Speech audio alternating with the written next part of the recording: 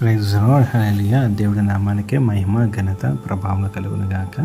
పరిశుద్ధుడు, సర్వశక్తిమంతుడు మనకి తోడుగా ఉండను గాక. ఈ ఉదయకాల సమయంలో దేవుడు మనతో మాట్లాడుచున్న మాట యాకోబు గ్రంథంలో నుంచి 2వ అధ్యాయము 24వ వచనము.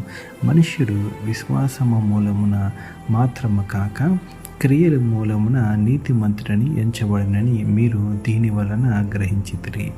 చూడండి, మనుషులు విశ్వాసం మూలంగా కాకుండా క్రియల మూలంగా అంటే మరి విశ్వాసము క్రియలు మరి ఎట్లా అంటే, ఇప్పుడు దేవుని యందు విశ్వాసం ఉందని చెప్పటం వేరు, దేవుని యందు నాకు విశ్వాసం ఉంది నాకు క్రియ చేయటం వేరు. అంటే ఎలా చేయాలి? ఒకటి జ్ఞాపకం చేసుకోండి. ఏమీ లేని మరి స్థితి, శూన్యంలో ఉన్నప్పుడు, లేమి స్థితిలో ఉన్నప్పుడు, మరి ఎందుకు మరి దీనహీన స్థితిలో ఉన్నప్పుడు దేవుడు మమ్మల్ని ఆశీర్వదిస్తాడు, దేవుడు మమ్మల్ని పైకి లేవనెత్తుతాడు, దేవుడు అనేక మంది ముందు మమ్మల్ని సాక్షులుగా ఉంచుతాడు అని అనుకోవటము విశ్వాసమే, కాదనట్లేదు. కానీ ఏమీ లేని స్థితిలోనే దేవుని కోసం పరిగెడతాము. చేతిలో ఏమీ లేనప్పుడే ఆయన సంఘానికో ఆయన మందిరానికో ఏదైనా సహాయం చేయటము, అసలు ఏమి హీన స్థితిలో ఉన్నప్పుడే దేవుని కొరకు, దేవుని స్వార్థ కొరకు, మరి ఒక ఆత్మల కొరకు ఒక అడుగు ముందుకేసి ఆ పనిలో ఇన్వాల్వ్ అయి చేయటము విశ్వాసం.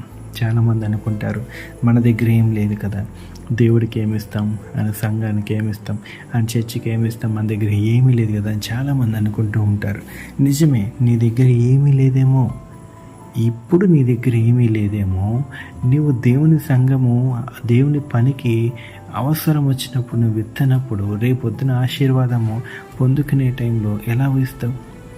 సరే, ఇప్పుడు నీ దగ్గర ఏమీ లేదు, దేవుడు రేపొద్దున నేను ఆశీర్వదిస్తాడు. అప్పుడు అడుగుతాడు, ఒక టైంలో నీ దగ్గర ఏమీ లేనప్పుడు నా పని కొరకు నువ్వేమి ఇత్తలేదు ఎందుకని అడుగుతాడు. అప్పుడు ఏం చెప్తావు? నా దగ్గర అప్పుడు ఏం లేదయ్యా అని చెప్తావా? ఏం లేదని చెప్తే అప్పుడు దేవుడు ఏమంటాడు తెలుసా, నేను ఆశీర్వదిస్తాను కదా, ఎట్లయినా నువ్వు నా కొరకు విత్తితే నేను బలంగా ఆశీర్వదిస్తాను కదా అని దేవుడు అంటాడు. అప్పుడు ఏం చెప్తాం సమాధానం? చూడండి, అందుకే దేవుడు అంటాడు, పేద విధవరాలు 2 నాణాలు వేయటం దేవుడు చూశాడు. మరి ఆమె ఎందుకు 2 నాణాలు వేయాలి? ఒక నాణ్యం ఆమె దగ్గర ఉంచుకోవచ్చు కదా, ఇంకో నాణ్యం వేయచ్చు కదా. మరి ఎందుకు 2 నాణ్యాలని చూశాడు దేవుడు?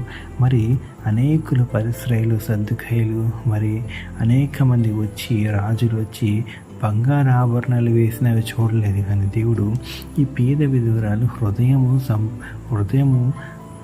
హృదయపూర్వకంగా వేసింది. అదే కాక తన దగ్గర ఏమీ లేకపోయినా కూడా ఆ 2 నాణాలు దేవునికి ఇచ్చింది. కాబట్టి దేవుడు ఇచ్చిన కానుకను చూశారా? అది విశ్వాసం యొక్క క్రియ. విశ్వాసం ఉండటం మంచిదే, అది క్రియలో చూపించాలన్నాడు దేవుడు. చూడండి, చాలామందికి చెప్తేనేమో కోపాలు, కానీ లేని స్థితిలో ఇస్తే దేవుడు అది ఎంతగానో చూస్తాడు ఆయన. ఎందుకంటే ఇలాంటి సందర్భాలు మేము జీవితంలో అనుభవించాం. ఇవన్నీ పెద్ద సాక్ష్యాలు కూడా ఉన్నాయి.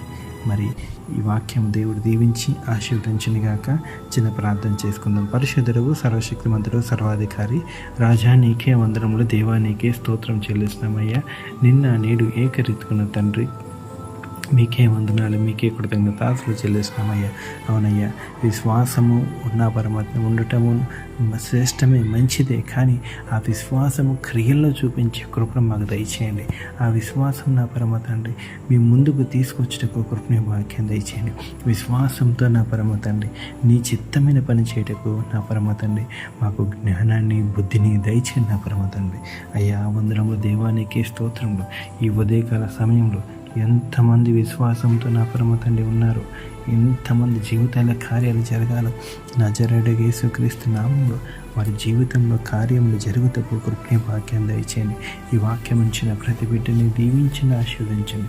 ప్రతి ఒక్కరిపైన మీ కృపణించండి. అయ్యా, వందనములు దేవానికే స్తోత్రములు, రాజానికే స్తుతులు చెల్లిస్తున్నామయ్యా. నిన్న నేడు ఏకరీతిగా నా తండ్రి నీవేనయ్యా. నీకే వందనాలు, మీకే కృతజ్ఞతాస్తులు చెల్లించుకుంటూ ఈ దాసుని, దాసురాలు కూడా జ్ఞాపకం చేసుకోమని, ప్రతి ఒక్కరిని దీవించి ఆశీర్వదించమని నజరేయుడైన యేసుక్రీస్తు నామంలో అయ్యా నా పరమ తండ్రి ప్రార్థనంతా ఎక్కువ అడిగి పెట్టుకుంటున్నాం నా పరమ తండ్రి. ఆమేన్, ఆమేన్, ఆమేన్.